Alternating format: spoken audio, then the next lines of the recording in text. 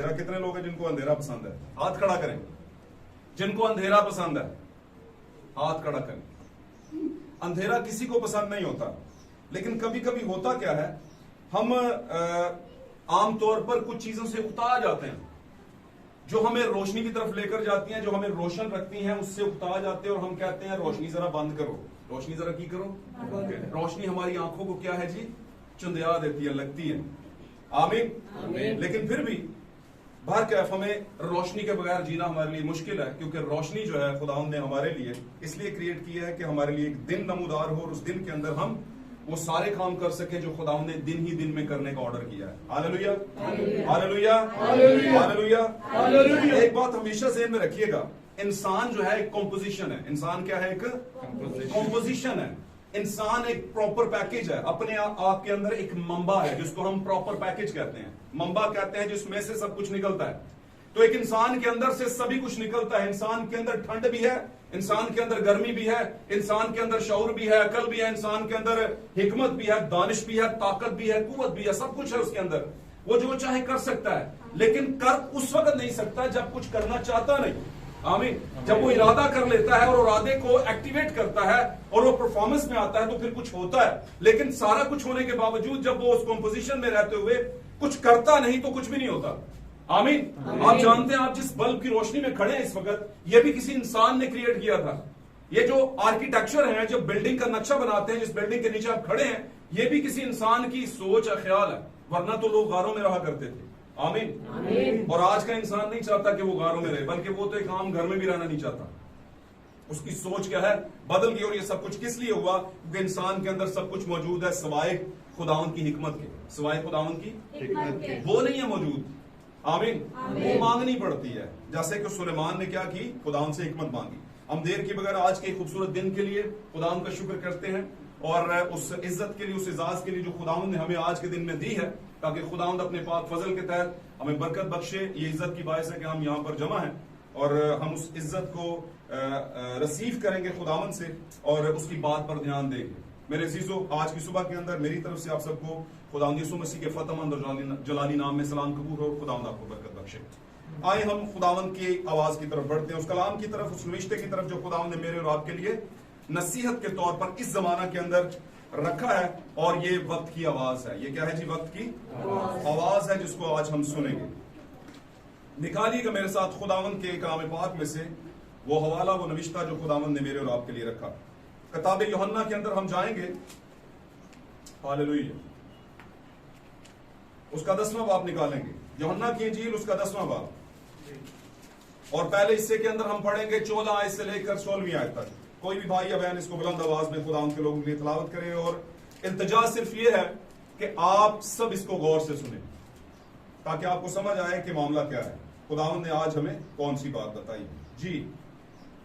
अच्छा चरवाहा मैं हूँ, अच्छा चरवाहा मैं हूँ, जिस तरह बाप मुझे जानता है और मैं बाप को जानता हूँ जी, इसी तरह मैं अपनी भेड़ों को जानता हूँ जी, और मेरी भेड़ें मुझे जानती हैं जी, और मैं भेड़ों के लिए अपनी जान देता हूँ जी, और मेरी और भी भेड़ें हैं जी, जो इस भेड़ खाना की नहीं, मुझे उनको भी लाना जरूर है जी, और वो मेरी आवाज सुनेंगी।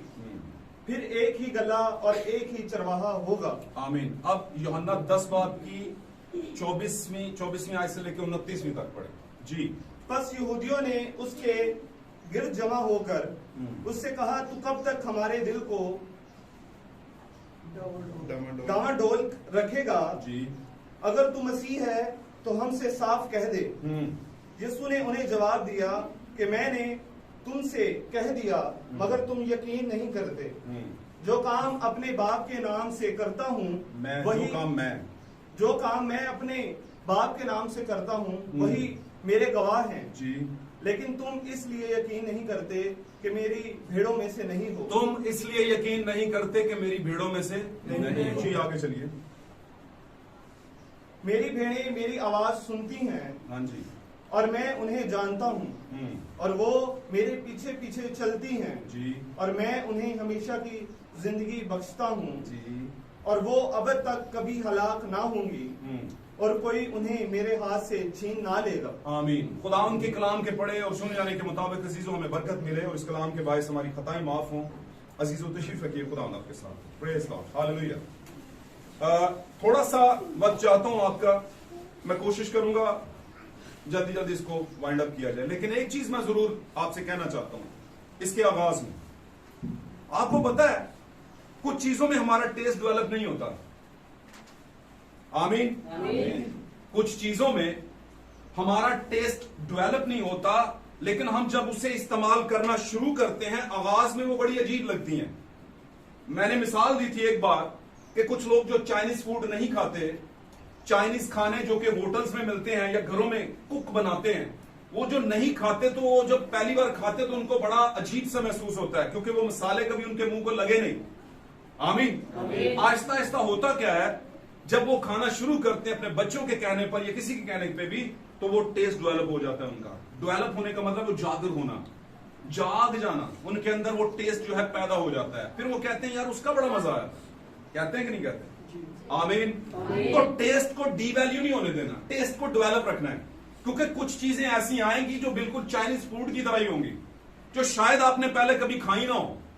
आमीन, आमीन। मेरी बात आप समझ रहे होंगे, जो आपने पहले कभी खाई ना हो, लेकिन खुदावन ने ऑर्डर किया। आपको पता है जब मुकद्दस पतरस के ऊपर जब वो छत पर था तो गनूदगी छा गई। पाक कलाम में एक कॉन्टेक्स्ट के अंदर हम पढ़ते हैं कि मुकद्दस पतरस को भूख लगी हुई थी और वो छत पर चले गए, और क्या हुआ, उस पर एकदम से रोया का आलम आ गया, गनूदगी छा गई, नींद और सोने के आलम में, यानी जागो मीटी जिसे हम कहते हैं पंजाबी के अंदर। तो उसने क्या देखता है, कहता है कि मुझ पर रोया का सा आलम आ गया, यानी मुझ पर गनूदगी छा गई पतरस के ऊपर, और उसने आसमान की तरफ नजर उठाई और उसने एक चादर को आसमान से उतरते हुए देखा, और उस चादर के बीच में क्या था, हर तरह का नापाक जानवर और परिंदा था, कह लें, ठीक है जी। और आवाज क्या आई थी पतरस को, इसे ज़बह कर और खा, ये तेरे लिए। और उसका क्या जवाब था, उसने कहा खुदावन तू तो जानता है कि कभी मेरे मुंह ने किसी नापाक चीज को नहीं छुआ। और खुदावन ने क्या कहा, जिसे मैंने पाप ठहराया उसे तू नापाक नहीं। क्यों कहता है? आमीन। बहुत दफा हम अपनी अकल से, अपनी दाने से कुछ चीजों को सॉर्ट आउट करने की कोशिश करते हैं, हल करने की कोशिश करते हैं कि वो चीजें हैं कि हल होने का नाम लेती नहीं। वजह क्या होती है? वजह यह है कि हमारी अकल महदूद है, हम उसमें से उसको हल नहीं कर सकते। क्यों भाइयों? भाइयों ऊपर देखें, सामने देखें, सामने देखें, आपकी बड़ी मेहरबानी, खुदावंद आपको बरकत दे। थोड़ा सा वक्त है, मेरे लिए तो बहुत थोड़ा सा है, इसमें से कुछ रख लें। तो इससे पहले कि हम आगे बढ़े, मैं आपको आज का मौजू बता दूं। आज का हमने नविश्ता जो पढ़ा है यूहन्ना की इंजील के 10वें बाब के अंदर, असल में अंजील यूहन्ना की नहीं है, किसकी है? किसकी? बोले, ऊंचा बोला करें, जागते रहे भाई, ऊंचा बोले, पता चले क्लास चुकी बैठा है। बोले बोले, खुदावंद यीशु मसीह की अंजील है। मार्फत किसकी आई? यूहन्ना की मार्फत आई। तो ये बोलने वाला कौन हुआ? यूहन्ना। खुदावंद यीशु मसीह, तो भाई यीशु मसीह की बात है, गौर करें, ध्यान करें, जागें, ऊपर देखें, सामने देखें, ध्यान करें आप। आमीन। ये पता क्या है आपको? पता है ऑर्डर बाद में होता है, पहले इज्जत होती है। पहले तो इज्जत करनी पड़ती है, जिसकी इज्जत करेंगे उसकी बात भी सुन लेंगे, लेकिन जिसकी इज्जत ही हम नहीं करते, क्यों बहनों बाज कहना पड़ेगा यार उन्होंने की करना ऐसा, क्यों जी भाई जी? होता है कि नहीं होता? तो इज्जत पहले है, हुक्म बाद में है। आमीन। इज्जत करेंगे तो हुक्म भी मान लेंगे। भाई जिन्होंने अखा वेखना कबूल ना करन ओदी गल की सुननगियां। दूसरे लफ्जों में, जिसे आंखें देख ना सके उसे खाया कैसे जाए? खाया नहीं जा सकता। बात समझ रहे हैं? तो इस बात को समझें, ये कोई और बात नहीं है। खुदावंद यीशु मसीह ने मुकद्दस यूहन्ना को ये कलाम दिया है और उसने इस बात पे मुकाशवा को जाहिर किया। आज का हमारा मौजू बड़ा खूबसूरत मौजू, मुझे बड़ा पसंद है और यकीनन आपको भी इससे बरकत मिलेगी। कलीसिया तंजीमी माहौल के जेर असर, the church living under the denominational atmosphere, circumstances भी कह सकते हैं आप। द चर्च मतलब कलीसिया, आमीन, रह रही है तंजीमी माहौल के जेर साया। आमीन, आमीन। इसका मतलब यह है कि इर्द गिर्द सारा ही माहौल कौन सा है? बोलते जाएं, तंजीमी। अब तंजीम कहने सुनने में और बोलने में और उसमें रहने में बहुत अच्छी लगती है, क्योंकि हमारे यहां क्या है, हमारा एक लिविंग स्टाइल हो चुका है, लिविंग स्टैंडर्ड ये है कि हम तंजीम के बगैर जी नहीं सकते, क्योंकि तंजीम हमें एक सेटअप देती है। क्या देती है? उसमें उस सेटअप के अंदर बहुत से और भी डिफरेंट पैकेजेस होते हैं जो कि लोगों को फायदा पहुंचा सकते हैं या पहुंचा चुके हैं। मिसाल के तौर पर मैं एक ऐसे भाई को जानता हूं जिसने अच्छे खासे नंबर लेकर बीए कर लिया, आमीन। और बीए करने के बाद उसने चाहा कि मैं यूनिवर्सिटी में दाखिला ले लूं, लेकिन चूंकि उसके पास इतनी इनकम नहीं थी और ऐसे कोई जराए नहीं थे कि वो आगे पढ़ सकता, उसने फिर चर्चिस के दरवाजे खटखटाए, आमीन। बहुत से चर्चिस के दरवाजे खटखटाए और कोशिश की कि मुझे चर्च क्या कर दे, हेल्प कर दे। अगर किसी को मौका मिला ना तो इस घड़ी के अंदर सेल डाल दीजिएगा। मेरे भी जहन में नहीं रहता, बेशक इसमें से निकाल के उसमें डालिएगा, ताकि ओके, क्योंकि वक्त बड़ा जरूरी है, उसको समझना बड़ा जरूरी है, वक्त के मुताबिक चलना जरूरी है। तो हम अपने मौजू की तरफ आते हैं। तंजीमी सेटअप की खासियत क्या है कि वो आपको तरतीब देता है, आमीन। आपको एक ड्रेस कोड देता है, आपके पादरी को ड्रेस कोड देता है, आमीन। आपके जो बाहर खड़े होते हैं, क्या उसे कहते हैं, पहरेदार, वॉचमैन जो होते हैं, उनको एक ड्रेसिंग देता है, कायदा बूट देता है, वर्दी देता है, ये देता है, वो देता है। और ये कोई उंगली नहीं कर रहा मैं किसी की तरफ, किसी को तनकीद नहीं कर रहा, तनकीद क्या नहीं है समझने का लेसन है, आमीन। हमने देखना है हम क्या हैं एज कंपेयर अदर्स, हम दूसरों से हटकर क्या हैं, हम में और उनमें फर्क क्या है, क्योंकि पाक कलाम ने तो फर्क निकाला है और हम ऐसा नहीं कर सकते कि हम फर्क को ना निकालें। बहुत से लोग कहते हैं फर्क नहीं निकालना चाहिए, फर्क नहीं करना चाहिए, बिल्कुल सही कहते हैं वो, लेकिन कहां पर नहीं करना चाहिए? इखलाकियात में फर्क नहीं करना चाहिए, मोहब्बत में फर्क नहीं करना चाहिए, आमीन।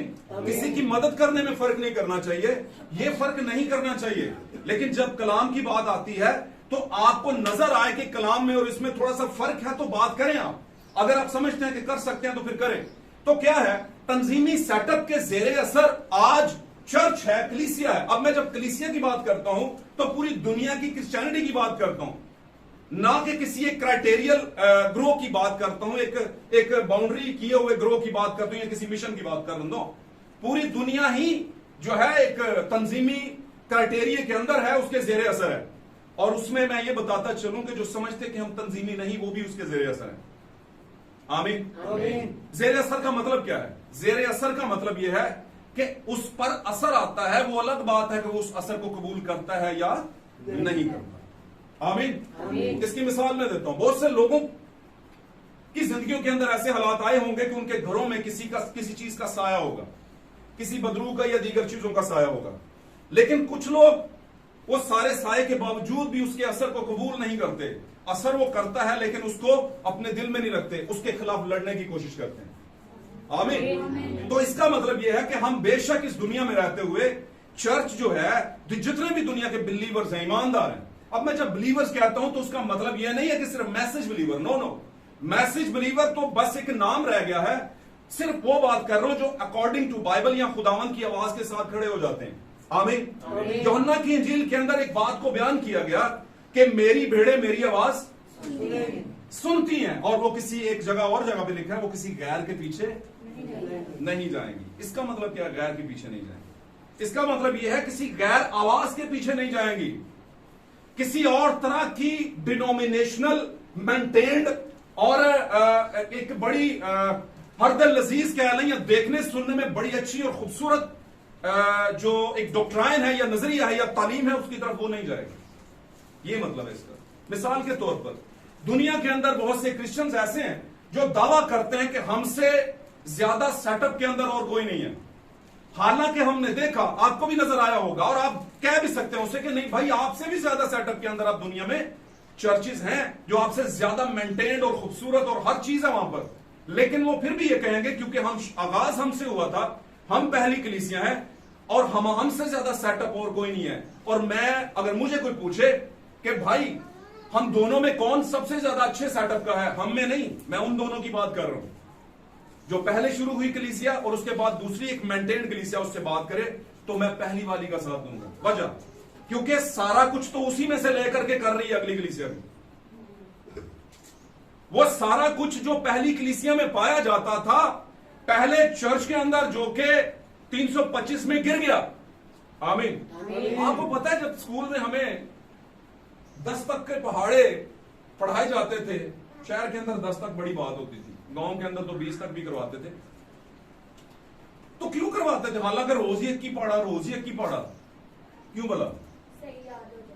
भाईजान भूले ना। आपको पता है एक पहाड़ा हम अब दुआ के बाद अक्सर पढ़ते हैं, पहाड़ा है।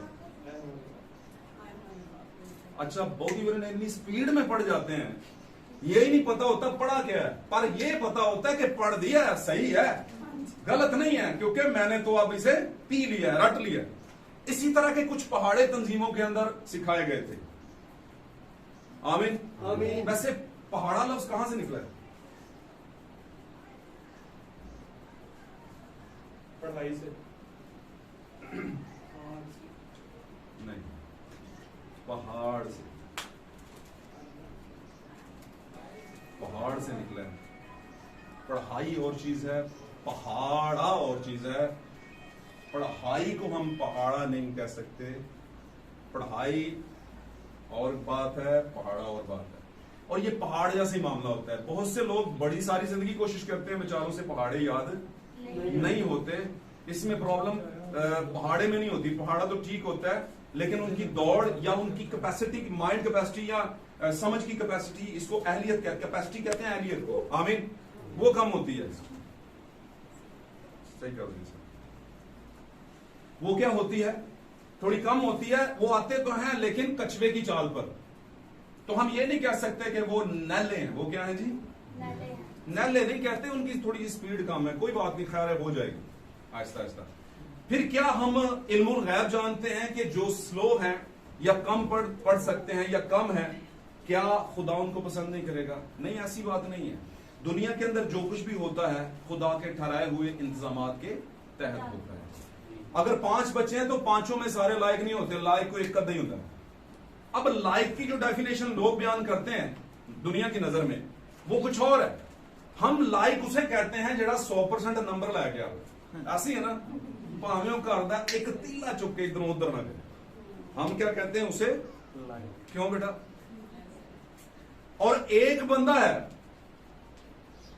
उसे पढ़ना कम आता है, आमीन, नंबर शंबर बेचारा नहीं ले पाता, लेकिन आप जब उसके साथ कोई बात करें कि भाई ये, तो वो बोलेगा बस हो गया भाई, आप सो जाएं घर में इसी। तो इसके बजाय आप पढ़े लिखे से कहें, बोलेगा तेन पता नहीं है मैं MBA किया हुआ मैंने। और भाई किया है तो मेरे लिए तो नहीं किया, क्या ख्याल है जी? MBA आपने अपने लिए किया है, डबल MBA कर लें, लेकिन आपसे मुझे तो जरा भी फायदा नहीं है। तो जो चीज फायदा दे, जो हेल्प करे, आमीन। तो मिसाल देता हूं, हम इसी पे रहेंगे, थोड़ा सा आगे बढ़ेंगे। आज का हमारा टॉपिक क्या है? आज का हमारा टॉपिक है कलीसिया तंजीमी माहौल के ज़रिए असर। कलीसिया तंजीमी माहौल के ज़रिए असर। अब यीशु मसीह ने एक वाकया सुनाया। एक शख्स यरूशलेम की तरफ जाना चाहता था, लेकिन वो क्या हुआ? यरू की तरफ चला गया। अब रास्ते में क्या हुआ उसके साथ? सभी जानते हैं, संडे स्कूल का सवाल है ये। उसको डाकू मिल गए, उन्होंने मारा पीटा और लूट के भी चले गए और उसे अदमुआ करके भाग गए। उसी रास्ते पर लावी और काहिन गुजरे, शॉर्ट करते हैं इसको, वो भी देख के और कतरा के। अब लावी बनने के लिए क्या करना पड़ता था? सॉरी, काहिन बनने के लिए, फरीसी बनने के लिए बड़ा पढ़ना पड़ता था। इल्मे इलाहियात का जो शरीयत की किताबें थी उनको बड़ा पढ़ना पड़ता था। अब नॉलेज हर चीज उनके पास थी, फखर उनके पास था, जो कि MBA का फखर होता है। मिसाल दे रहा हूं, उनके पास भी एक सेमिनरी का फखर था, आमीन। वो कहते थे कि हम इस कॉलेज से, इस थियोलॉजिकल कॉलेज से, इस बाइबल कॉलेज से हमने क्या किया हुआ है? कोर्स किया हुआ है, और हम डिप्लोमा होल्डर हैं, हमारे पास काफी खादम, हमारा बड़ा बैच है। और वाकई ये बात है, वो जब चले जाए कहीं पर तो अगले बंदे थे उंजी रोप पाया जाता है, 8-10 बंदे चले जाते, तो दूसरा बंदा क्या तो तेरा फला हो जाए। बेशक वो सच्चा भी हो तो वो थोड़ा सा मगलूब हो जाता है, और ये फैक्ट है, क्योंकि जब इब्लीस आता है तो सबसे पहला इंपैक्ट आप पे होता जरूर है, ये पक्की बात है, लेकिन आपको थोड़ा सा सेटल वेटल होना पड़ता है, दोबारा कदमों पर खड़ा होना पड़ता है। अब मुझे ये बताएं कि आप में से बोर कितने हो रहे हैं? ਹੁਣ ਇਸ ਵਕਤ बोर कितने हो रहे हैं? ਜਿਹੜੇ ਮੱਥੇ ਤੇ ਅੰਜ ਖੁਰਕਦੇ ਨੇ ਇਹਦਾ मतलब ਭਾਈਜਾਨ बस करो। तो कोशिश करनी है। पिछली बार मैंने भाई मुश्ताक को कहा था कि इन्होंने छड़ दो, तो उसके रिमार्क्स बाद में मुझे काफी अच्छे मिले थे। बात को सुने, आपके लिए बड़ी अच्छी बात है। तो क्या है, एक सामरी आ गया वहां पर। उसने जब देखा एक शख्स मरा हुआ है, गिरा हुआ है, उसको देखा, चेक किया और मैं और तेल उसके जख्मों पर लगाया। इन शॉर्ट बात करने लगा हूं, और उसको ले गया और सराय वहां पर होते थे, सराय जगह होती थी, वहां पर उसे रखा और उसे कहा कि इसको जो है इसकी टेक केयर करना, इसकी निगहदाश्त करना। तो अगर कुछ पैसे भी दिए उसे और उसको कहा अगर और भी आएंगे तो मैं दे दूंगा। तो काहिन और लावी और दीगर जितने भी एमबीए लोग थे, जितने भी हाई फाई पादरी थे, जितने भी हाई फाई डिनोमिनेशनल सिस्टम के जरिए से तरतीब वाले लोग थे, देखने सुनने में अच्छा बोल सकते थे, बेहतरीन थे, ये बंदा देखने में भी अच्छा नहीं है। और सामरियों के बारे में तो वैसे ही खुदावंद ने कहा कि इधर से जाना ही नहीं है, आपने कहा था ना। आमीन। तो स्टोरी किसकी सुना रहा है? खुदावंद यीशु मसीह। तो समझे बात को, हर चीज का एक वक्त होता है, हर चीज का एक वक्त। हर किसी के लिए दरवाजा खुलेगा, लेकिन वक्त पर खुलेगा। हालेलुया। तो ऐसे कभी भी किसी को डी वैल्यू नहीं समझना। वहां पर क्या किया गया कि वो सारी चीजें पीछे धरी की धरी रह गई, और एक ऐसा शख्स जिस पर किसी को यकीन भी नहीं था, उसने उस शख्स को उठाया और जाकर उसकी टेक केयर की। तो उसने कहा कि तुम्हारी नजर में, यीशु ने पूछा, लोगों तुम्हारी नजर में अच्छा कौन होगा, बेहतर कौन होगा? तो इसलिए अगर कोई बहुत पढ़ा लिखा है, बहुत समझदार है, बहुत अच्छी कलीसिया, बहुत सारा कुछ है, तो ये चीजें गारंटी नहीं करती, ये चीजें मैटर नहीं करती कि वो आसमान पर भी उठाया जाएगा या खुदावंद उससे प्यार करता है। हाँ, वो अपने दिल को समझाने के लिए सब कुछ कर रहा है। बहुत दफा हम भी ख्वाबे खरगोश के अंदर होते हैं, हम भी समझते हैं कि जो कुछ था हमने कर लिया, अब और क्या रह गया भाई, अभी बड़ा कुछ रह गया होता है। मुझे एक भाई का बड़ा जबरदस्त बंदा था, उसकी बात बड़ी पसंद आई। उसने कहा कि कभी भी जब आप कंफर्ट जोन में जाते हैं तो कंफर्ट जोन में रहे मत। कंफर्ट जोन कहते हैं सुकून की जगह। आमीन। आपने मेहनत की और आपने सुकून को हासिल किया, अब यहां पर आपने रुकना नहीं है, क्योंकि अगर आप यहां पर रुक गए कि अब बहुत है, बहुत कुछ है, तो फिर ये डिक्रीज होना शुरू हो जाएगा और आपका सुकून एक जगह पे जाके खत्म हो जाएगा। अगर आप समझते हैं कि आप आगे भी जाके सक्सेसफुल हो, आगे भी जाके मेहनती हो, तो आपने अपने कंफर्ट जोन को खत्म करना है। उस टहनी पर जिधर आप बैठ के मजे ले रहे हैं, उस टहनी को छोड़ेंगे तो फिर आप उड़ान भरेंगे, फिर आप फ्लाई कर सकते हैं। लोग कहते हैं फ्लाई कैसे किया जाए? भाई, फ्लाई करने का आसान सा तरीका है, जहां बैठे उस जगह को छोड़ दो आप। क्यों जी? उस जगह को छोड़ेंगे तो आप उड़ना शुरू कर देंगे। तो जगह कौन सी है? देखें आप कौन सी जगह पर हैं, देखें आज की लिसियाएं कौन सी जगह पर हैं। मैं आज सुबह जब मैंने देखा, मैं अक्सर देखता हूं व्हाट्सएप पे हमारा एक ग्रुप चल रहा है, बहुत से भाई हैं उसमें शामिल हैं, तो उसके लिए मैंने फोन ऑन किया तो देखा तो ऊपर मुझे एक मैसेज मेरे एक भाई का आया हुआ था। मसीह में मेरा भाई है, वैसे तो मेरा बेटा है, मसीह में मेरा क्या है, भाई है। तो उसने मैसेज किया कि एक ग्रुप है जनाब, तो वो बड़ा कुछ बोल रहा है आपके खिलाफ। तो उन्होंने कहा जी नंबर शंबर भी दिया, उन्होंने कहा जी जो भी ये मिले आपको तो हमारा नंबर दे। क्यों जी भाई जी? तो मैंने दिल में सोचा कि भाई ये कह रहे हैं जो आपसे पूछे उनको हमारा नंबर दें, तो भाई एंड टाइम मैसेज वाले कोई खुड दे विच बड़े तो नहीं ना है, पूरी दुनिया में है। पाकिस्तान, लाहौर, कराची, सरगोदा, जिन शहरों में मैं गया हूं, कम से कम सरगोदा और लाहौर के अंदर गया हूं, सियालकोट के अंदर भी गया हूं, तो हैं तो वो भी इसी इलाके पाकिस्तान की ना, आए भी शायद नारोवाल से माइग्रेट करके इधर आए हूं, बोलते तो उत्थों ही आए ना। तो भाई दूसरों को क्या कह रहे हैं, आप खुद कर लेना कॉल सर्च करके, क्या ख्याल है? तो ये क्या होता है? इसको कहते हैं ब्लंडर, इसको कहते हैं एक दतूरा छोड़ना, इसको कहते हैं एक बात को वायरल कर देना। और जब वायरल होती है तो 19% लोग ना तो लभ देने किसी ने क्या भाई जी बंदा जी, बस ये कहते हैं कि हाँ इन्हें गल कही सी। क्या ख्याल है? बाद में कुछ है या नहीं है बाद की बात है, लेकिन ये पहला इंपैक्ट है जो कि कभी कभार लोगों के बारे में कहा जाता है और लोग ऐसा समझ बैठते हैं, क्योंकि वो मेहनत कोशिश भी नहीं करते कि हाँ भाई क्या कौन क्या कह रहा है। तो मैं ये नहीं कहता ऐसे लोगों से बचें, नहीं नहीं नहीं, उकाब को बचने की जरूरत नहीं होती। उकाब को, आपको पता है ना हम किस जमाने में, किस जमाने में, बाइबल के स्टूडेंट जानते हैं कौन से जमाने में हम, बच्चियां, आज बच्चियां बहुत कट बोल रही हैं, खैर वैसे पिछले एतवार, उससे पिछले एतवार शायद बेटियों में बड़ा जोश था, बता रही थी कि जनाब जी हम कौन से जमाने में, मुकाशफा बताता है हमारे जमाने की लाइन को, हम कौन से जमाने में हैं और कौन से जानदार के निशान के साथ खड़े हैं, कौन सा है, उकाब है। और आपको पता है ना जो कुछ भी पीछे हो चुका वो हम सफर करके आ गए हैं, अब हम मुकाशफा में खड़े हैं, पता है ना आपको इस बात की।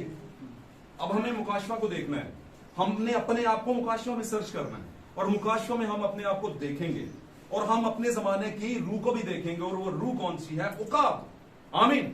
और उकाब एक जानदार, ऐसा जानदार जो कि ताकतवर, आईसाइट उसकी बहुत तेज, जूम करके चीजों को देखने वाला, जितना ऊंचा जाएगा उतना क्लियर देखेगा या वाइड देखेगा, खुला देखेगा। आमीन। इसलिए कोई कुछ कहता है, अगर आप उकाबी रूह के जेरे असर हैं तो फिर आप अपनी जगह पे राइट हैं, आप अपनी जगह पे कायम हैं, आपको कोई लड़खड़ा नहीं सकता अगर आप उकाबी रूह के नीचे हैं। और अगर आप नहीं हैं तो फिर दूसरा जो ऑप्शन है वो ये है कि आप तंजीमी कलीसिया के जेरे असर हैं। आमीन। बहुत से लोग बहुत सी बड़ी बड़ी बातें करते हैं। आज का हमारा टॉपिक तंजीमी माहौल के जेरे असर कलीसिया। मैं इसकी 2 से 3 मिसालें फटाफट देता हूं। मूसा जो था एक तंजीमी माहौल के जेरे असर था। मूसा एक ऐसी पर्सनालिटी है, एक ऐसा प्रॉफिट है जो प्रॉफिट होने से, यानी कि प्रॉफिट नॉमिनेट होने से पहले, नॉमिनेट का मतलब मैं इसको ये कहता हूं कि एक बच्चा जब पैदा होता है, पैदा होते ही डॉक्टर नहीं होता, ठीक है जी, वो पढ़ता है, बड़ा होता है, सारे मामला करता है, फिर डिग्री लेता है, डॉक्टरेट करता है, डॉक्टरेट करके क्लिनिक डालता है, क्लिनिक के बाद सारे सलूट करते हैं, डॉक्टर साहब जी। तो टाइम मेंशन करता है, टाइम मैटर करता है। तो मेरा ख्याल है सारियां गल्लां ਜਿਹੜੇ ਬਹੁਤ ਘੱਟ ਪੜੇ ਲਿਖੇ ਹੋਏ ਨੇ ਜਾਂ ਸਾਡੇ ਜਿਹੜੀਆਂ ਸਾਥੀਆਂ ਭੈਣਾਂ ਭਰਾ ਨੇ ਉਹ ਵੀ ਸਮਝ ਰਹੇ ਨੇ ਮੇਰੇ ਖਿਆਲ ਗੱਲ, मैं औखी तो नहीं कर रहा ना, गल आसान है। जहां पे समझ ना आया आपको तो कंप्लेन दूजे नहीं करनी, इतनी कहते भाई जी थोड़ा आसान बोलो, इजी बोलो भाई जी, कोई मसला नहीं, ठीक है। तो मुझे शर्म नहीं आएगी इस मामले में, मैं हेजिटेट नहीं करता, शर्म महसूस नहीं करता कि नहीं ओहो ये क्या कह दिया मुझे, नहीं, जैसे आप इजी समझे वैसा कर लेंगे जी। तो क्या हुआ, हम बात कर रहे थे कि द ग्रेट प्रॉफिट द मूसा, पुराने हदनामे का मूसा मिसले मसीह। आमीन। पहला एक्सोडस करवाने वाला, पहला खरूज करवाने वाला शख्स मूसा। जब तक वो प्रॉफिट मूसा ना था, उसको नॉमिनेट ना किया गया, खिदमत दी ना गई, वो 40 साल तंजीमी माहौल के जरिए असर रहा। अब बोलेंगे वो तंजीमी माहौल तो भाई जी मिस्र का था, तो भाई जी आज तंजीमों के अंदर कौन सा माहौल है भाई जी, बोल रहे जरा, अब भी तो मिस्री ही माहौल है। आप किसी चीज का दावा करते हैं कि मैं ये बयान कर रहा हूं, कहते हैं इसमें क्या बात है, हम इससे डबल कर लेते हैं, क्यों जी? और देखा जाए तो असल बिलीवर्स जो हैं, सही बिलीवर्स, वो इतने फेम शेम नहीं होते, उनके बैनर नहीं लगे होते। आमीन। उनको लोग जरा जानते भी कम ही, और जो जानते हैं वो अखियत की तरह कहते हैं मिकाया से हमारा कुछ नहीं बनती, छोड़ो यार उसको दिमाग उदा ही ले आओ या खराब दिमाग है उसका। लेकिन ये उस वक्त फिर भी कहता है नहीं कोई और नबी नहीं है यहां पर, उसको बुलाओ। ये मैं और स्टोरी सुना रहा हूं आपको अलग से, आप शायद जानते हैं इस बारे में, थोड़ा दिमाग में तेज रखा करो, स्टोरी में पहले तो हम सुना चुके हैं। आमीन। तो सच के साथ खड़े होने वाले सच की खोज करते हैं। जब तक आपके दिल में हलचल लगी हुई है, खोज करें, ऐसे ही किसी के पीछे ना लग जाएं, चाहे मैं भी क्यों ना हूं, समझ के आए। पिछले हफ्ते में हमारे एक भाई थे, भाई नोबल यहां पे आए थे, वो कहते हैं जी बपतिस्मा लेना चाहना भाई। मैं कहता बपतिस्मा समझने का, हानू कोई छेती नहीं बपतिस्मे देंगे, हमें सिर्फ यह है कि बपतिस्मा समझ के लें, और अगर आप समझ जाएंगे बपतिस्मा क्या है और किस तरह लेना चाहिए, तो कल को कोई पूछे तो आप बता सके भाई जी मैं एम ही नहीं 5वीं पास की थी, पढ़ के की थी। बात समझ आई आपको? तो क्योंकि आपको तो लोग पूछेंगे और पहली बार पूछेंगे किन्ना ना चाल देते हो, जब आप बताएंगे तो फिर सारा शेड्यूल नीचे आ जाएगा। अच्छा वो बपतिस्मा ये सुना देंदे ने, औरत की खिदमत पर यकीन नहीं करते, कुंवारा पादरी नहीं बनाते, आमीन, हालेलुया। और भी बहुत सी बातें जो यहाँ पे मैं करना नहीं चाहता, तो बहुत सी चीजें हैं वो जो नहीं करते। और भाई अपनी जेब जो नहीं है ऑर्डर कर दे, कलाम में लिखा है ऐसा नहीं करना। वो अलग बात है, कोई माने या ना माने, वो हर बंदे का अपना एक मामला है। आमीन। और आपने यहाँ पे जितने भी मैसेजेस सुने हैं मेरी वसातत से, खुदावन के फजल से और मेरी वसातत से जो मुझे खुदावन ने खिदमत दी है, उसमें काफी ज्यादा क्रिटिसिज्म होता है, आपको पता है इस बात का। बहुत ज्यादा क्रिटिसिज्म है और यहीं पे कुछ फैमिली हमें छोड़ भी गई है क्रिटिसिज्म के बायस। तो अब क्या करना चाहिए, मुझे बताएं भाई। मेरा ख्याल से यहाँ पर हम सब में जो ज्यादा समझदार हैं एज के हवाले से भी वो भाई अब्बास है। मैं एक छोटा सा सवाल भाइयों के साथ करना चाहता हूँ और भाई उसमें समझदार है इसलिए वो जवाब देंगे। जब हमारा बेटा कहीं पर कुछ खराब कर रहा हो मामला और हमें कहीं से पता चल जाए, हमें पता नहीं था, तो हमें उसे समझाना चाहिए या नहीं? और अगर वो कहे पापा जी तुसी तो हर गल ते तनकीद ही करते हो, तो क्या वो घर छोड़ के चला जाएगा? और बहुत से ऐसे उल्टी खोपड़ी के होते हैं, चले भी जाते हैं, कहते हैं नहीं मैं आप ही कमा लूंगा, आप ही खा लूंगा, कमा भी ले, खा भी ले, कामयाब भी हो जाएगा, लेकिन वो according to rules of God नहीं है, खुदा के रूल के साथ नहीं है, बल्कि हटके है उससे। आमीन। माँ बाप का नेमुल बदल दुनिया में कोई भी नहीं, कोई तालीम, कोई कुछ भी नहीं, कोई पैसा, कोई बिल्डिंग। आमीन। माँ बाप का नेमुल बदल नहीं, तो इसलिए कहना पड़ता है। और जब कहा जाता है तो वो इसीलिए कहा जाता है कि कोई जोंक जो है, कोई ऐसा गंद जो है वो चिपका हुआ है, उसको उतारना, वरना कौन चूस लेगा वो आपका।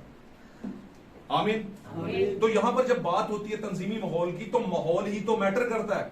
अब मूसा जो था 40 जो साल थे उसने गुजारे फिरौन के मुल्क के अंदर, मिस्र के अंदर, फिरौन और उसकी बेटी के ज़ेरे असर।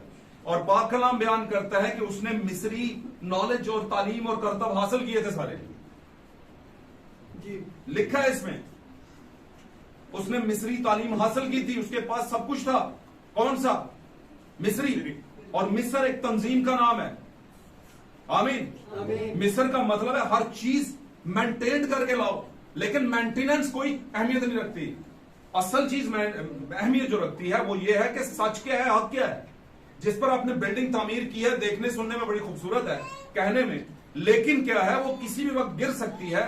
और इसीलिए खुदावंद ने हालात क्रिएट कर दिए कि मूसा वहां से निकले, और मूसा से कत्ल हो गया। हो नहीं गया। अगर खुदावंद चाहता तो वो कत्ल ना होता, और अगर वो कत्ल ना होता तो मूसा कभी भी मिस्र को ना छोड़ता। आमीन। और मूसा से एक मिस्री कत्ल हो गया, और उसने समझा कि किसी को नहीं पता, लेकिन अगले ही दिन पता चल गया, अगले ही टाइम पर क्या हो गया, पता चला, और वो वहां से भागा कि अब मुझे फिरौन नहीं छोड़ेगा। और जब वो भागा तो लिखा है बाद में वो उसने एक चरवाहे की खिदमत की, और चरवाहे की खिदमत करते करते वो एक ऐसी जगह पहुंच गया जहां पर खुदा उसे लाना चाहता था। आमीन। और उसने देखा है कि एक झाड़ी है जो कि जल भी रही है और जल नहीं भी रही, जो कि जल भी रही है और नहीं भी जल रही। और उस झाड़ी में लिखा है खुदावन का फरिश्ता जाहिर हुआ। और उस खुदावन के फरिश्ता ने जब कलाम हुआ था, हम कलाम हुआ, तो उसने ये नहीं कहा कि मैं खुदावन का फरिश्ता हूं, उसने कहा मैं इब्राहिम, इसहाक और याकूब का। तो मैंने बहुत दफा बताया है, बहुत से लोग अब नहीं मानते इन बातों को, तो हम कहते हैं चले कोई बात नहीं। सबसे पहले आपको खुद मुतमईन होना चाहिए। अगर आप खुद मुतमईन नहीं है तो किसी को भी मुतमईन नहीं कर सकते। नो मैटर के लोग मुतमईन होते या नहीं होते, आपसे इत्मीनान करते हैं आपकी बात पर कि नहीं, लेकिन आप मुतमईन हैं, आपके लिए ये बहुत है। तो मैंने बताया कि माजी के अंदर खुदा फरिश्ते की हालत में जाहिर होता था, बहुत जगहों पे हुआ, कुछ जगहों पे लिखा है, कुछ जगहों पे नहीं लिखा। और आप जानते हैं पहचान के लिए एक या दो आयतें बहुत होती हैं। पुराने अहद के अंदर खुदा थियोफनी हालत में दुनिया पर जाहिर होता रहा। सदरक मीसक अब्दुन्नजू की भट्टी में भी थियोफनी हालत में था। अब्राहम के पास आया, थियोफनी हालत में आया। आमीन। याकूब के साथ कुश्ती की, थियोफनी हालत में की। आमीन। ये सारी चीजें कुल मिला के आपको ये बात की तरफ लेकर आती हैं कि खुदावन के ज़हूर जो हैं वो होते रहे माजी के अंदर भी, लेकिन आखिरी जमाना में उसने बेटे की मार्फत, यानी बेटा बन के आया, गोश्त और खून लेकर आया। अब यहां पर सिनेरियो ये हो गया कि उसमें से आवाज आई और उसे कमीशन मिली। कमीशन का मतलब यह है मिनिस्ट्री मिली उसे कि अब तुमने इस पर काम करना है और तुमने मेरी कौम को क्या करना है, वहां से आजाद करना है। अब एक तंजीमी सेटअप से जो ही वो निकला, हालात ऐसे पैदा हो गए तो उसको एक जेन्युइन चीज दी गई कि अब तुमने कलीसिया का गाइड बनना है, कलीसिया का रहनुमा बनना है। आमीन। और वैसा ही हुआ। उसने खुदा के कलाम पर यकीन किया। शुरू में वो थोड़ा सा हड़बड़ाया, उसने कहा मुझसे ये नहीं होगा, मैं कमजोर हूं, मेरी आवाज, मेरे अल्फाज, मेरी जुबान और बहुत सी और भी चीजें उसने कही। लेकिन खुदा ने कहा ये मैटर नहीं करती, ये मैटर, इसका मैं उपाय करूंगा, इसका हल मैं निकाल लूंगा। और ऐसा ही हुआ। उसने उसके भाई हारून को उसके साथ भेजा। आमीन। और सारी चीजें करके वो वापस आए और आप जानते हैं कौम को उसने खरूज डलवाया, वहां से निकाला। खुदा उसके साथ साथ था। आमीन। लेकिन ऐसा नहीं हुआ कि जब वो वहां से भागा था तो तंजीमी सेटअप उसमें से निकल गया। नहीं नहीं नहीं, निकला नहीं था, वही था। वो तालीम, वो सारे मामलात उसके अंदर थे। इतनी जल्दी 40 साल की नेचर जो है वो बदलती नहीं है। और जब खुदा उससे बात कर रहा था उस वक्त भी वो सारी चीजें उसके अंदर थी। आमीन। लेकिन जब उसने हां कर दी, जब उसने क्या कर दिया, उसने हामी भर ली, तो फिर वो सारी चीजें स्टेप बाय स्टेप डीवैल्यू होनी शुरू होगी। आप कभी भी किलों को एक ही दम में नहीं डाल देते। आमीन। आप स्टेप लेते हैं, पहला किला, दूसरा किला, तीसरा किला, पहला मुल्क फतह, दूसरा मुल्क फतह, तीसरा मुल्क फतह। आमीन। Slow and studies wins the race. कभी भी कुछ चर्च पीने वाला, सिगरेट पीने वाला, ड्रिंक करने वाला बंदा है, उसने तौबा कर ली, मसीह को कबूल कर लिया, तो आप मत ये ईमान रखें कि 2 मिनट में सब कुछ छोड़ देगा। अगर वो छोड़ता है, खुदा ने उसे कुव्वत दी है, वो एक अलग बात है। लेकिन 90% लोग ऐसे ही हैं, वो स्टेप बाय स्टेप उसमें लड़ते हैं उस आदत के साथ, और फिर आहिस्ता आहिस्ता आहिस्ता उसकी उनकी जिंदगी से वो दूर हो जाती है। आमीन। और वो फतह पा लेते हैं। हालेलुया। ऐसा थोड़ी है कि आप एक कुश्ती लड़ रहे हैं तो अगला बंदा कोई फायर नहीं कर रहा, कोई मार नहीं रहा। आमीन। कभी कभी हम ना, जब बॉक्सिंग, आपको पता है जब बॉक्सिंग के रिंग के अंदर लोग लड़ते हैं तो हम जब तक मार रहे होते हैं बड़े खुश होते हैं जी, और जब 2 घुसून आगे से पड़ते हैं हमें तो हम कहते हो तेरा भला हो जाए। और बॉक्सिंग के मैदान के अंदर एक बात बड़ी मशहूर है, इस बात को ध्यान में रखिएगा। बॉक्सिंग के मैदान के अंदर एक खिलाड़ी अगर समझ ले कि मैं ढाल हो चुका हूं, लड़ नहीं सकता, वो अपना टॉवल फेंक देता है, या कोच को कहता है टॉवल फेंको।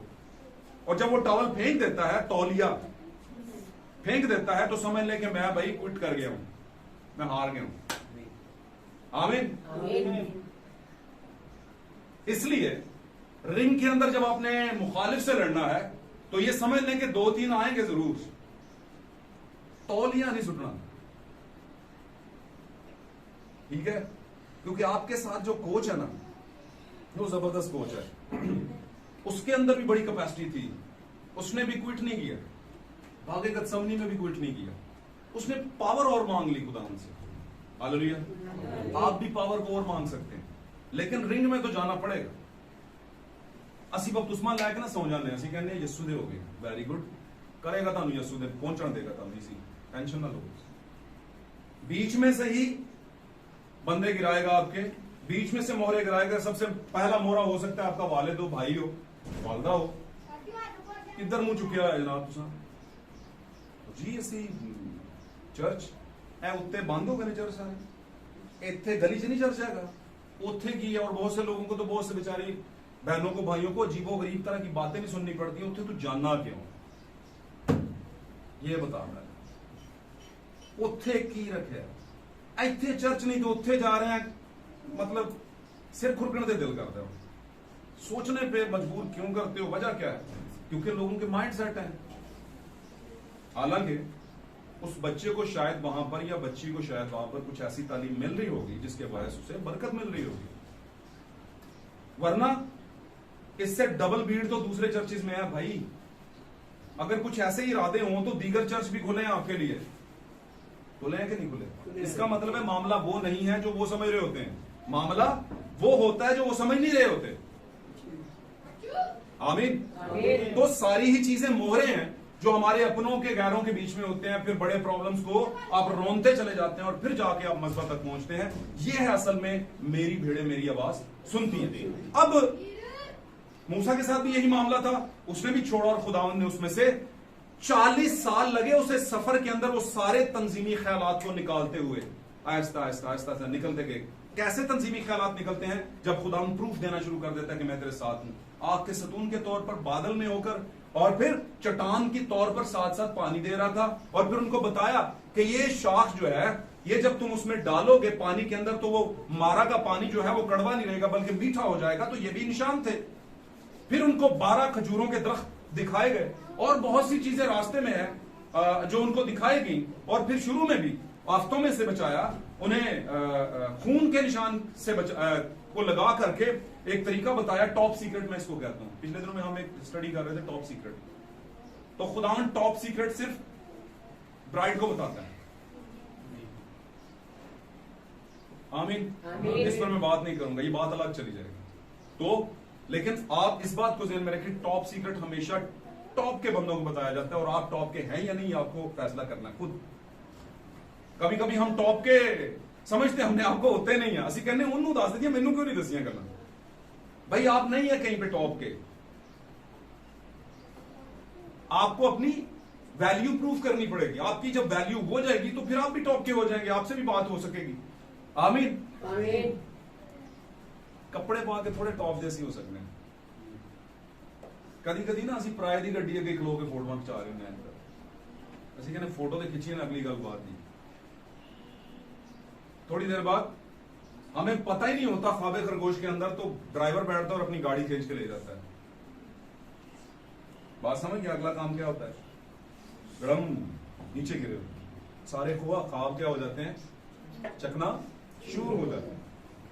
तो भाई टॉप सीक्रेट जो होते हैं लोग, खुदा के टॉप लेवल के लोग जो होते हैं, उनको टॉप सीक्रेट बताता है खुदा। तो मूसा के साथ ये हुआ, सफर के अंदर निशान दिखाया, और वो आस्ता आस्ता जब निशान दिखाया और सारे करामात हुई, तो मामला क्या हुआ? खुदावन के उस सारे इल्हाम और कलाम के बायस जो कौम सफर में थी और मूसा सफर में था, वो 40 साल की सारी तंजीमी मामला निकल गए उसमें। दूसरा, नबूकदनेस्सर बादशाह के कैद के अंदर जब कौम चली गई दोबारा से, आमीन, आमीन। जब चली गई तो वहां पर भी तंजीमी सेटअप था। उन्होंने इन 4 नौजवानों को अलग से रखा और उनको कहा, ख्वाजा सरा था एक, स्पिन्स उसका नाम था। ख्वाजा सरा का क्या नाम था? स्पिन्स। नबूकदनेस्सर ने उस ख्वाजा सरा किसे कहते हैं वैसे पंजाबी दसो? थर्ड वर्ड को कहते हैं जो हम नाचने के लिए लोगों को बुलवाते हैं ना, जो मर्द भी होता है और औरत एक सही लगता है। ठीक है जी। अब मैं वो लफ्ज नहीं ना बोलना चाहता, मुझे खुद बड़ी अजीब सा लगता है वो लफ्ज को। अच्छा, पता सारे नो इशारा काफी है। तो उस वक्त ये लोग इन कामों के लिए नहीं होते थे। उस वक्त ये बड़े ताकतवर लोग होते थे और इनको बादशाहों की जो मलकाएं या शहजादियां होती थी उनकी मुआवजत के लिए रखा जाता था। और बादशाह के घरों के अंदर भी ये काम काज भी करते थे ताकि बादशाह की जो खवातीन हैं उनको कोई फिक्र ना हो किसी तरह का। आप समझ रहे इस बात? तो स्पिन्स जो था उसको एक बड़ा होल्ड दिया हुआ था कि आपने इनको क्या करनी है? खुराक देनी है। तो जब खुराक 10 दिन तक की खुराक थी, अगर मैं गलत नहीं हूं, 10 दिन तक इनको खुराक खिलानी है और उसके बाद मेरे सामने पेश करो। अब जब स्पिन्स वहां पर लेकर गया खुराक, तो ये जो 3 से 4 लोग थे, ये कौन कौन थे? सदरक, मीसक, अबदनजू और दानियल। आमीन, आमीन। बाद में इनके नाम चेंज कर दिए गए। ये जो नाम थे, ये अभी जो मैंने लिए दानियल के अलावा बात कर रहा हूं, जो 3 नाम थे ये चेंज नाम है। सॉरी, ये चेंज नाम है। इनके पहले नाम जो थे वो फर्क है, बाइबल में लिखे हुए, अगर दानियल के पहले चैप्टर को पढ़े थे तो दानियल का भी नाम चेंज किया गया और उसका नाम बेल्तशीजर रखा गया। क्या रखा गया? और ये चारों नाम किसके थे? उनके देवताओं के। फटाफट इसको अपने ज़हन में रखते जाएं बात को। बड़े लोग, मेरा एक हमारे हम ईमान भाई हैं, उन्होंने अपने बच्चे का नाम मीसक रखा। क्या रखा? तो जब उसने मुझे बताया, मैं उनके घर गया तो कहता मिसिक इधर आओ बेटा, मिसिक इधर आओ। मैंने कहा इसका नाम मिसिक है? कहता हाँ जी। कहते जी मुझे बड़ा पसंद है सदरक मिसिक अब्दुल में मिसिक भी एक था। मैं कहा वेरी गुड। मैं कहा ये नाम रखा किसने था? खुदा ने या नबूकदनेस्सर ने? कहता जी ये नहीं पता। मैं कहा मैं दसना, देवता का नाम है, अबदनजू भी देवता का नाम है, सदरक भी देवता का नाम है, बेल्तशीजर भी देवता का नाम है, देवी देवताओं के नाम है ये।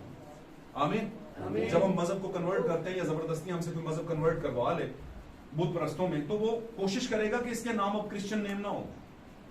क्यों जी? मुझे बड़ी अच्छी तरह याद है, मैं क्लिप देख रहा था, आप बोलेंगे किस तरह की बात कर रहे हैं। तो वहां पर इंडिया की एक मेल था, उसने कहा जीसस क्राइस्ट। तो दूसरी जो खातून थी वो थी हिंदू मजहब की, उसने कहा यहां पर क्राइस्ट नहीं होता, यहां पर कृष्णा होता है। तो आप कृष्णा कह सकते हैं। बात गल समझे कि नहीं समझे? उसने कहा अब ये है ना कि हमारा ताल्लुक जब बनेगा तो बेहतर यह है कि अब तुम क्राइस्ट क्रिश्चियन से कृष्णा पर आ जाओ। तो कृष्णा आप जानते हो उनका देवता है, क्या ख्याल है? अब जब आप किसी सेटअप में जाते हैं तो आपका सारा कुछ चेंज होता है, आपका नाम भी चेंज होता है। आपको पता है, आपने ये नाम की बात की है। हम जब ग्रुप चेंज करते हैं, मिसाल के तौर पर हम पहले कैथलिक थे, फर्ज करें, तो उसके बाद हम पेंटिकॉस्टल में चले गए, तो चर्च का तो क्या हो गया, हमारा नाम क्या हो गया, हम पेंटिकॉस्टल्स हैं। जब हम पेंटिकॉस्टल से निकले तो हम कहां पर चले गए, बैप्टिस्ट चर्च में, तो हमारा नाम क्या हो गया। तो नाम और काम दोनों चीजें चेंज हो जाती हैं फिर हमारी। हालेलुया। इसी तरह इनके नाम चेंज किए गए और फिर आगे चल के सारा बाबली निजाम था, और सारे बाबली निजाम का मतलब तंजीमी निजाम था, और उसमें ये भी रह रहे थे, और वो तंजीमी निजाम इन पर असर रसूख कायम करने की कोशिश कर रहा था। लेकिन आप जानते हैं कि जो ट्रू बिलीवर होते हैं वो तंजीमी माहौल के जेरे असर तो रहते हैं, लेकिन उसका असर कबूल नहीं। और ऐसा ही हुआ, जो मूरत बनाई गई, तंजीम बनाई गई, सेटअप बनाया गया, तो लिखा है जब उन्होंने कहा कि जब नए और करना और बहुत से और भी साज थे, उनकी जब आवाज आए और जब नरसिंगे फूंके जाएं तो सभी इस मूरत के आगे क्या करना शुरू कर दे, सजदा। और जब ऐसा वक्त आया तो लिखा है सबने सजदा किया, लेकिन 3 लोगों ने सजदा नहीं किया।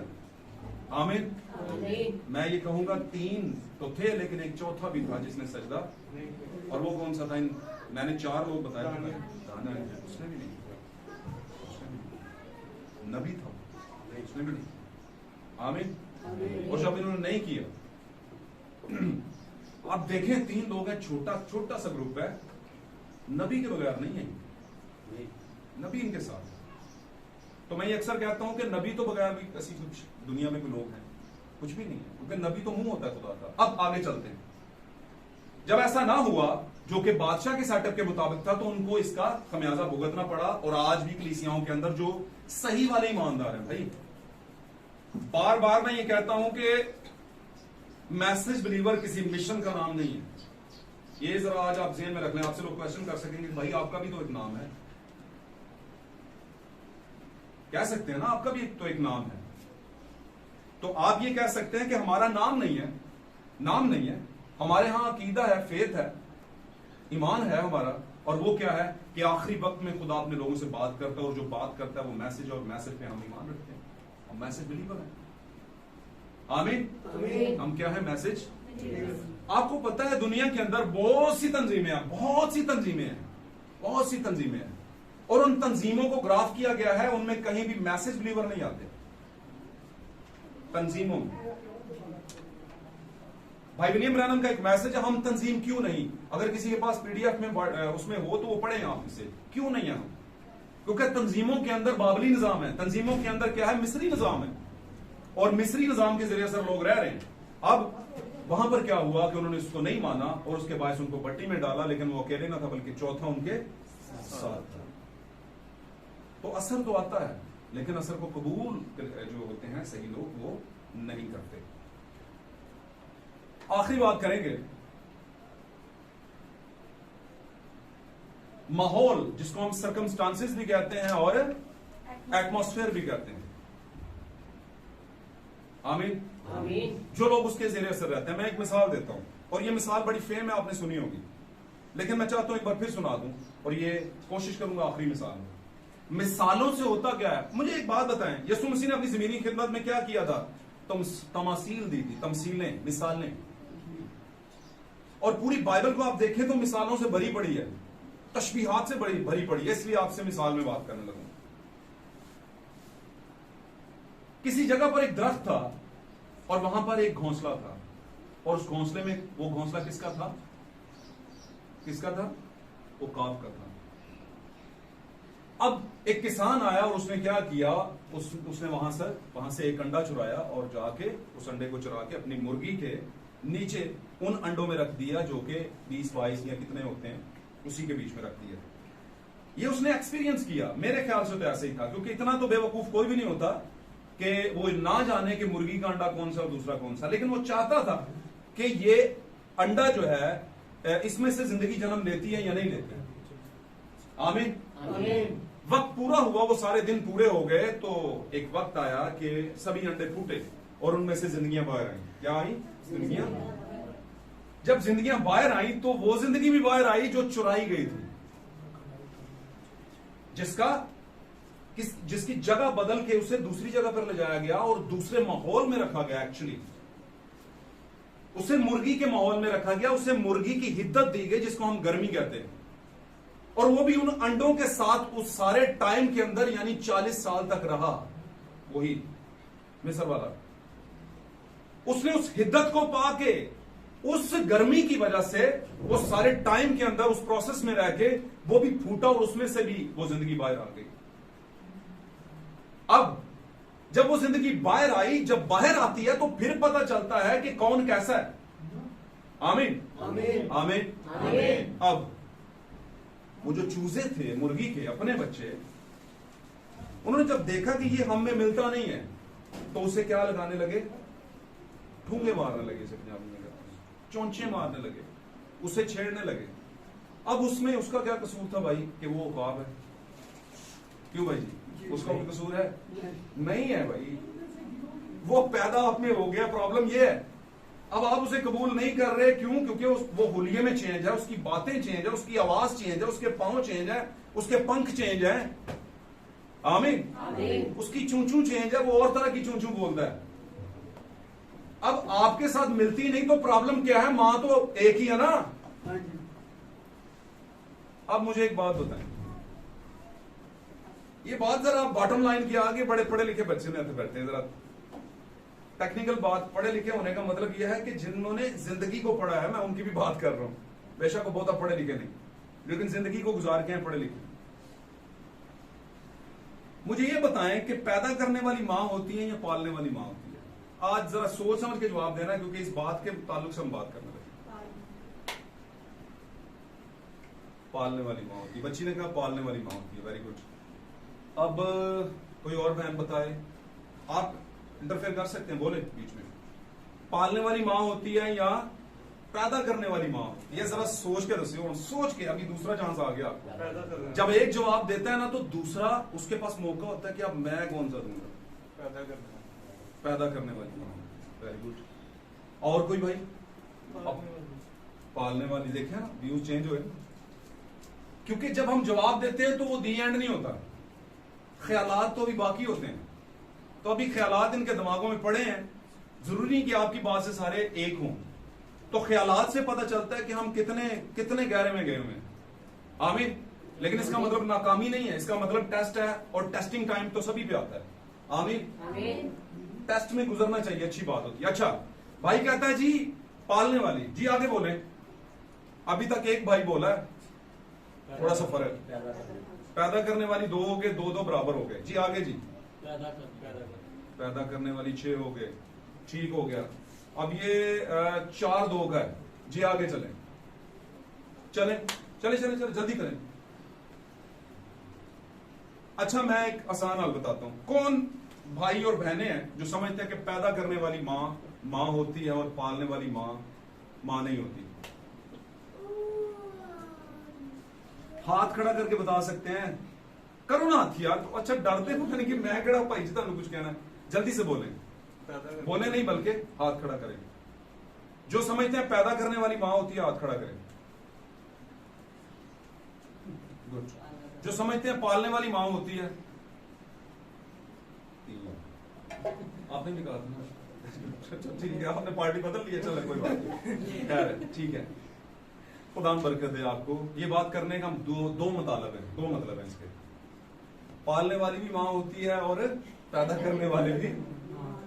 लेकिन प्रॉब्लम एक जगह पे आ जाती है। प्रॉब्लम एक जगह पे ये आती है जहां पर ब्लड का इश्यू आ जाता है। तो ब्लड का इश्यू इसलिए मैं बयान कर रहा हूं कि वैसे तो लोग कहते हैं लहू का तो एक ही रंग होता है भाई जी, क्या ख्याल है? लेकिन लहू का अगर एक ही रंग होता है तो कदी कदी जिन्हें पैदा किया है ना तुम, ठीक है, उसको भी नहीं आपका लहू लग सकता। आपका खून उसके साथ भी मैच नहीं करता। आमीन। तो ये मामला सिर्फ और सिर्फ लहू का भी नहीं, ये मामला बेसिकली उस बदन का है जिसमें की वजह से आप दुनिया में आए हैं। जिस बदन में से आप दुनिया में आए हैं, ये वो मामला है। आमीन। अट्रैक्शन यहां पे है, खिंचाव यहां पे है असल में। आमीन। और जो पैदा नहीं करती वो अपनी जगह पर अजमत रखती है, क्योंकि उसने एक ऐसे शख्स को अपना बेटा बनाया जो उसका था नहीं, लेकिन उसने अपना सारा कुछ दांव पर लगा दिया उसे अपना बनाने के लिए। आमीन। तो उसकी प्रिविलेज अपनी जगह पर है। लेकिन मैं यहां पर बात कर रहा हूं एक मुर्गी मां की और एक उकाब मां की। एक ऐसी मां उकाब जिसने अपने बदन में से एक एग को दुनिया में लेकर आई और उस एग में से दुनिया के अंदर जिंदगी आनी थी। आमीन। उस अंडे में से दुनिया के अंदर जिंदगी आनी थी और वो अंडा इससे पहले कि उसके नीचे उसके माहौल में दुनिया के अंदर उसमें से जिंदगी आती, वो अंडा उठाया गया और किसी और मां के नीचे रखा गया। आमीन। और आप जानते हैं, एक बात हमेशा याद रखिएगा, चाहे आप शेर की भी औलाद है ना, लेकिन अगर आप कहीं ना कहीं किसी खरगोशों में या कहीं गीदड़ों के उस ग्रुप में चले गए हैं तो कुछ ना कुछ तो असर आ जाएगा आपके ऊपर, रंग आ जाएगा। आमीन। आप अपनी धाड़ भूल जाएंगे, आप गर्जना भूल जाएंगे, क्योंकि गर्जने की कभी जरूरत ही नहीं पड़ी, क्योंकि आपके बाप ने जिसने कहना था या मां ने कहना था बेटा हमारी तरह गर्जो, वो तो थे ही नहीं। उसकी बजाय कौन से आ गए बीच में? गीदड़ आ गए।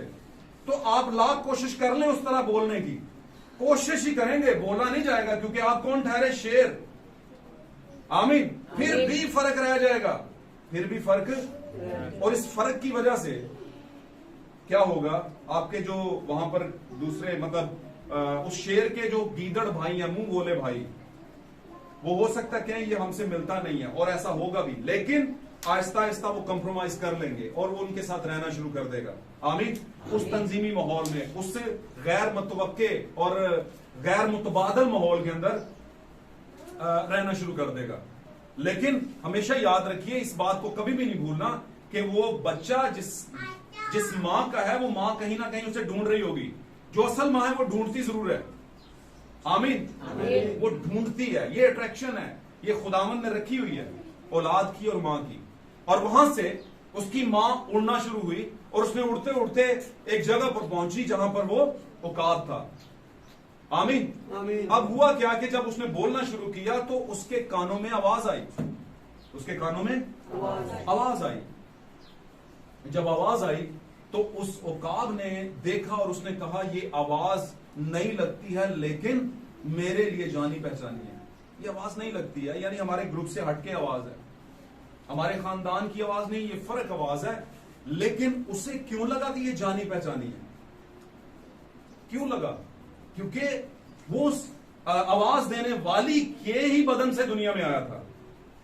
आमीन। वो उसका असल में बेटा था, इसलिए उसकी अट्रैक्शन उसकी तरफ हुई और उसने उस पर सोचना शुरू कर दिया।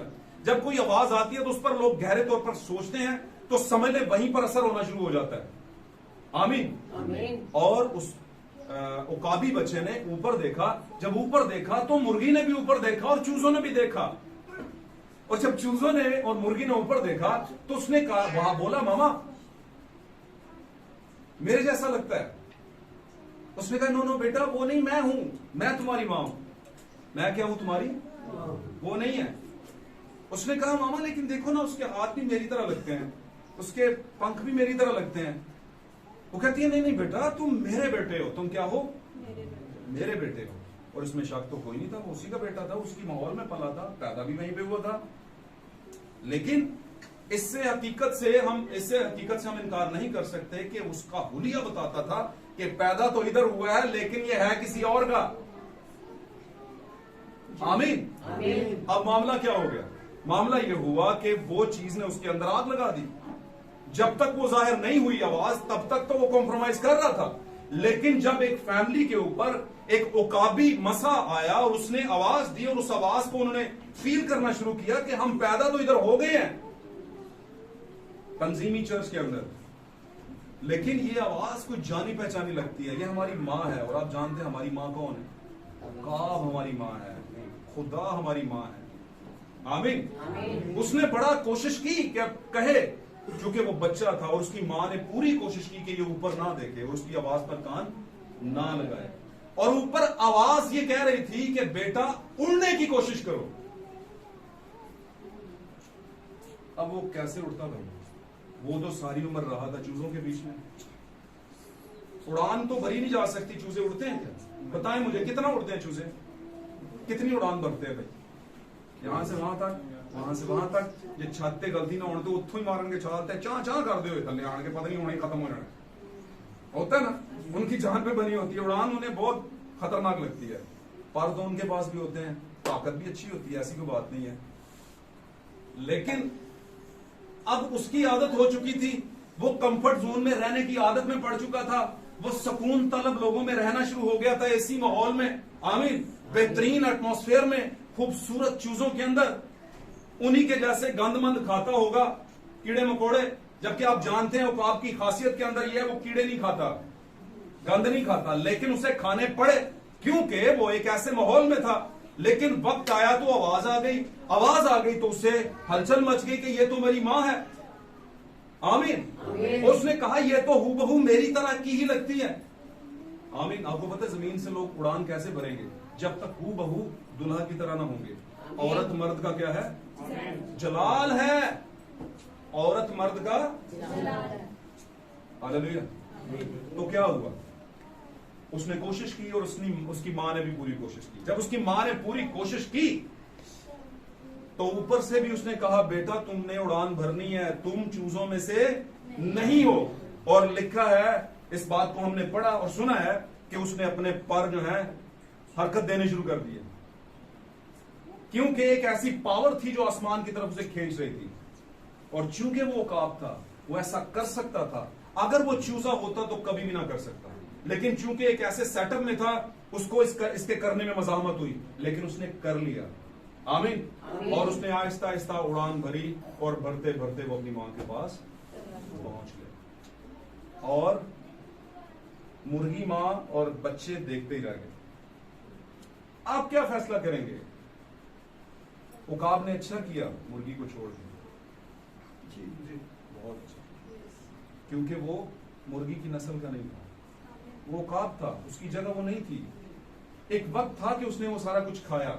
इसी तरह मेरे अजीजों, जब खुदावंद आपको आवाज देता है, जब आपको सख्त सजा देने की, गोश्त खाने का टाइम आता है, तो फिर आपको चूजों में से निकलना है, कीड़े मकोड़े खाने से निकलना है। आमीन। आपको पता है कॉम्प्रोमाइज एक खतरनाक चीज है जो लोग कर जाते हैं। आमीन। खुराक पे कभी कॉम्प्रोमाइज ना करें। अगर चूजे कुछ खा रहे हैं और आप उनके ग्रुप में हैं तो ना खाएं, क्योंकि आपका वक्त आ गया उड़ान भरने का। आमीन। और जब आप उड़ान भरेंगे तो सभी आपको बुरे कहेंगे, असा इन्ना कुछ इधर कीता है चर्च दे विच, इतना इसे खिलाया चर्च के बीच में, इतनी इसे तालीम दी, सेमिनरी कराई, लाहौर भेजा, इस पर पैसा लगाया और आज छड़ छुड़ के मैसेज दे विच। आज ये कहते हैं हम मुकाबी, पता नहीं इनकी बातें समझ नहीं आती। ये तो बिदती ग्रोह है। ये कौन सा ग्रोह है जी? ये बिदती ग्रोह है। अब उड़ान भरने वाले को पता है कि मैं भाई उड़ान भर चुका हूं, मैं उड़ सकता हूं। बहुत से लोग पीछे कोशिश करते हैं उड़ने की, लेकिन वो राह में क्या हो जाते हैं? थक जाते हैं, क्योंकि वो बीज की नस्ल के तौर पर वो औकाब नहीं है। आमीन। एक मैग्नेट है, और मैग्नेट जब आता है किसी भी लोहे की फैक्ट्री के अंदर, मैग्नेट आता है, बड़ा सा मैग्नेट है। जिन्होंने लोहे की फैक्ट्री में काम किया, मैंने किया है शुरू में, वहां पर गाड़ियों की हबें बना करती थी, हब्स। ठीक है जी।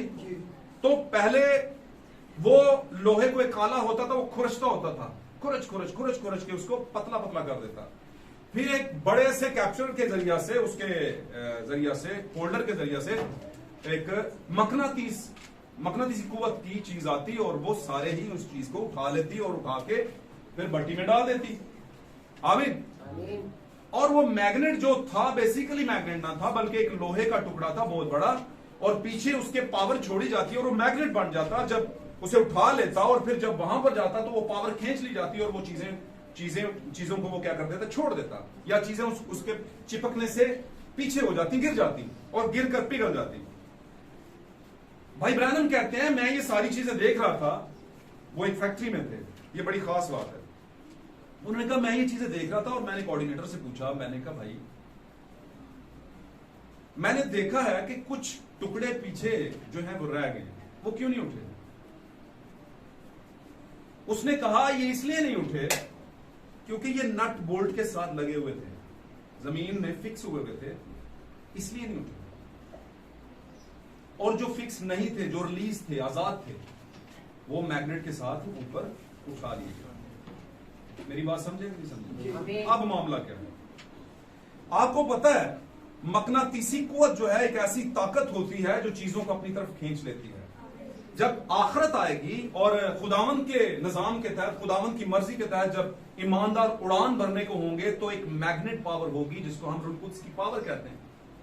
वो ईमानदारों को उठाएगी और कुछ लोग जो अभी भी तंजीमों से बंधे हुए हैं, नट बोल्ट के साथ फिक्स हुए हैं, उनके दिमाग फिक्स हुए हैं और वो 10 दिन 15 दिन 20 दिन गुजार के चले जाते और कहते हैं इनके साथ हमारा गुजारा नहीं है, ये तो एक तनकीदी लोग हैं।